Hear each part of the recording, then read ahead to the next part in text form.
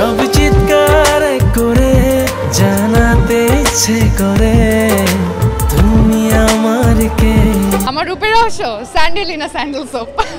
হ্যাঁ, এই কমেন্ট আমি অনেক পেয়েছি। অনেকে আমাকে ভাবে যে হয়তো বা ফরেনার বা আমি বাইবর্ন বাইরের, বাট আমি আসলে বাঙালি, আমার ফ্যামিলি সবাই বাঙালি, সো আমি বাঙালি। প্রথম কাজ ছিল একটা ফটোশ্যুট, তারপর আরেকটা কাজ ছিল হচ্ছে লাভস দ্য হালাল ব্র্যান্ড টিভিসি। না, বাংলাদেশে তো অনেক নায়িকা এখন যে যাকে প্রেফার করে, তো সাকিব ভাই হয়তো বাইরের নায়িকাদের সাথে কাজ করতে এখন ভালো লাগছে, এর জন্য করছে। যে আগে সিনেমা হলে যে মানুষ সিনেমা দেখতো না, এখন অনেক দেখে, এখন অনেক ইমপ্রুভ হচ্ছে। এখন যে কাজগুলো হচ্ছে চরকি, তারপর হচ্ছে সবগুলোতে এখন অনেক ইমপ্রুভ করেছে। এখন তো মানুষ সিনেমা হলে যায়, সিনেমা দেখে, স্টোরিগুলো আগে থেকে অনেক বেটার। বাইরে ওরা অনেক ইম্পর্টেন্স দেয়, বাট বাংলাদেশে এটা হয় না মেবি। আর বাংলাদেশে মানুষ অনেক জাজমেন্টাল, ড্রেস নিয়ে কথা বলবে, কালচার নিয়ে কথা বলবে, এটা কেন পড়েছে, এটা হওয়া উচিত না।